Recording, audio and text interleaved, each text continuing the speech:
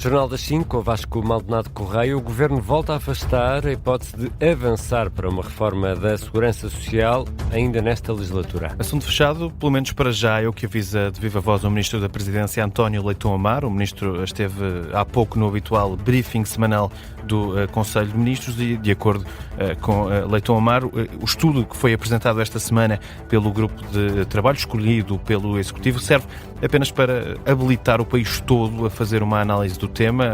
Leitão Amaro fala de mais um contributo sério e profundo. Recorda que o próprio Primeiro-Ministro já garantiu que se demitia se tivesse de cortar pensões. Leitão Amaro assegura também que, se alguma vez a reflexão do Governo resultar em decisões sobre a segurança social, tal será apresentado apenas num contexto de campanha eleitoral e, por isso, só a partir de 2029.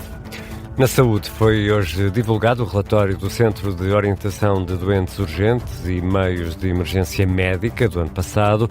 A Associação Nacional dos Técnicos de Emergência Médica considera que o documento não mostra o impacto das falhas do INEM na vida dos utentes. O relatório do CODU revela uma taxa de inoperacionalidade das ambulâncias a rondar os 38% e aponta a falta de meios humanos, sobretudo técnicos de emergência pré-hospitalar, o que levou à necessidade de mais de 360 mil horas extraordinárias dos profissionais no ano passado. Ora, em reação ao relatório, a Associação Nacional dos Técnicos de Emergência Médica afirma que o relatório mostra de facto uma pressão operacional no INEM, mas falha em demonstrar o impacto clínico do sistema.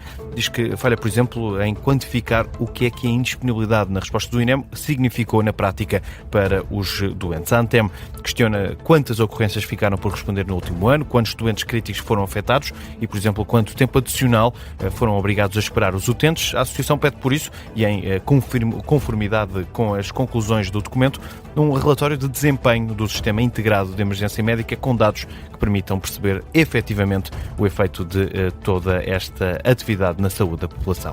Com as temperaturas a descer esta quarta-feira, os maiores incêndios dos últimos dias já entraram finalmente em fase de resolução. Mas, obviamente, as equipas continuam no terreno. No incêndio no Concelho de Aroca continuam mais de 500 operacionais, apoiados por 3 meios aéreos. Há também 3 meios aéreos no incêndio de Boticas, que também já entrou em fase de resolução. Situação semelhante em Torre do Moncorvo, um incêndio que foi mobilizando mais operacionais no início da semana. Nesta altura, continuam mais de 300 bombeiros no terreno. A descida das temperaturas veio ajudar o trabalho da Proteção Civil no combate aos incêndios. Esta tarde destaca apenas para o fogo. Começou por volta da hora do almoço em Alfândega da Fé. Estão 2 aeronaves no terreno a apoiar o trabalho de cerca de 80 bombeiros. E Vasco, desde sábado, o incêndio em Boticas, Vila Real, este incêndio já atingiu ou consumiu pelo menos cerca de 3.000 hectares de mato e pinhal. São as contas mais recentes relativas a este incêndio. Feitas pelo Presidente da Câmara Municipal de Boticas, Guilherme Pires, o autarca afirma que vai ser necessário recomeçar de novo na gestão da floresta na região, depois de dias de enorme sobressalto. Dias de sobressalto, muito sobressalto, até porque nós preocupamos-nos com as pessoas, com os bens, mas também nos preocupamos com a riqueza que é a nossa floresta e constantemente a arder. E agora, pronto, é um recomeçar de novo. E também sobressalto porque poderão estar casas em risco e a vida das pessoas em risco. E eu andei este tempo todo a arranjar um adjetivo, e é como se fosse um tsunami que passou ali pelas nossas aldeias, pela nossa freguesia. Um tsunami, neste caso, de fogo. Tsunami de fogo é a expressão usada pelo Presidente da Câmara de Boticas, Guilherme Pires, que refere ainda que vai ser feita a avaliação dos estragos provocados pelos incêndios nos próximos dias. Além da descida das temperaturas, é esperada chuva e vento forte, em especial lá mais para domingo. O IPMA avisa para a chegada de uma depressão a Portugal continental com características pouco habituais para a altura do verão. A meteorologista Ângela Lourenço fala num fenómeno típico do outono. Tem algumas características mais de outono, não tem tantas características de verão. Muitas vezes no verão acontecem algumas perturbações frontais que fogem um bocadinho da sua trajetória normal, porque no verão a trajetória normal é mais a norte, a latitude mais a norte, e por vezes no verão acontece que elas vêm um bocadinho mais a sul. Uma semana de outono em pleno agosto. Já a partir de domingo, o IPMA prevê vento forte e agitação marítima. A precipitação que vai começar logo a partir de domingo e deverá manter-se durante boa parte da semana. Por vezes essa precipitação poderá ser mais intensa. Neste momento tudo indica que a ser mais intensa será mais para as regiões norte e centro do que para a região sul, mas vamos ver. Vai trazer também por vezes o vento a soprar com mais intensidade e eventualmente também o aumento da agitação marítima.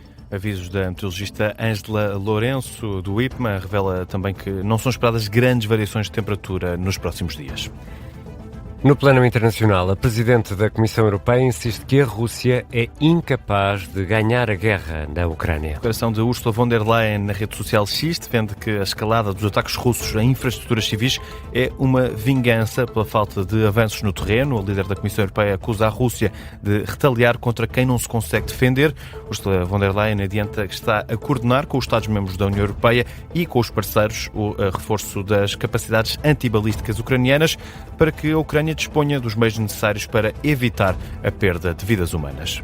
Para o especialista em relações internacionais Nuno Gouveia, os ataques russos a infraestruturas civis são, no fundo, um sinal de fraqueza por parte da Rússia. Ele sublinha que este tipo de ataques tem acentuado nos últimos dias. No Gabinete de Guerra, explica que a Rússia está a tentar quebrar a Ucrânia sem sucesso. Este tipo de ataques a infraestruturas civis e que nos últimos meses têm-se vindo a acentuar, é também uma demonstração de fraqueza por parte da Rússia, pois percebe que pela via militar convencional não tem conseguido ganhar esta guerra e, no fundo, tenta atingir alvos civis, no fundo, para tentar quebrar a vontade ucraniana.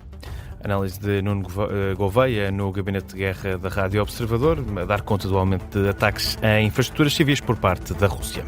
E há outras notícias a marcar a tarde desta quinta-feira. O Fundo para Impostos da Venda de Barragens de EDP no Douro está por implementar há 5 anos. O Governo continua sem explicar porquê. O fundo foi criado em 2021 por iniciativa do PSD com o objetivo de gerir as receitas dos impostos da concessão das barragens que a empresa energética vendeu no final de 2020 na região do Douro.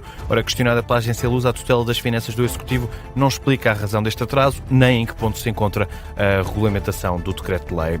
O GT defende que a sustentabilidade da Segurança Social não pode ser desligada da garantia de pensões dignas. É a reação da Central Sindical ao relatório do Grupo de Trabalho que estudou uma reforma para o setor. A UGT questiona o impacto da proposta relativa às contas individuais nas reformas futuras. No futebol já é oficial, João Cancelo é reforço do Barcelona para a nova época, agora em definitivo, depois de 2 passagens por empréstimo pela Catalunha, uma delas na última época. O internacional português rescinde contrato com o Al Hilal e assina agora um contrato com o Barcelona até 2029. E, Ricardo, estamos em agosto e, por isso, no mês dos mosquitos, mas hoje é um dia especial, um dia diferente. Então, porquê? Uma coisa boa, o verão também traz coisas más. Agosto é sinónimo de calor, de praia, mas também de picadas e daquele barulho irritante, Sim. daquele zumbido dos mosquitos. Nada como ter um amigo ou alguém connosco que é daquelas pessoas que atrai mosquitos, não é? Que tem o sangue doce, geralmente Exato. é o que se diz. Mas hoje é um dia de tréguas, porque hoje é o Dia Mundial do Mosquito. Uma homenagem. Dia Mundial do Mosquito. Existe há mais de um século. É uma homenagem não mais só de um ao século? mosquito, que é, não sei se sabes disto, mas é o animal mais mortal do planeta. Pelo menos a transmitir doenças, não é? Exatamente. É ele que espalha doenças como a Zika, a malária, mas acima de tudo, este Dia Mundial do Mosquito é uma homenagem ao médico britânico Ronald Ross. O dia, perguntavas há pouco, há mais de um século, já se celebra desde 1897. É uma homenagem a este médico inglês que comprovou que o mosquito Anopheles, uma espécie de mosquito, era responsável pela transmissão da malária entre humanos. E por isso fica a homenagem a este animal. E ainda hoje este animal, o mosquito, Te picou. e Ainda o hoje Vasco, ficou. o Vasco Maldonado Correia vai regressar às 5h30.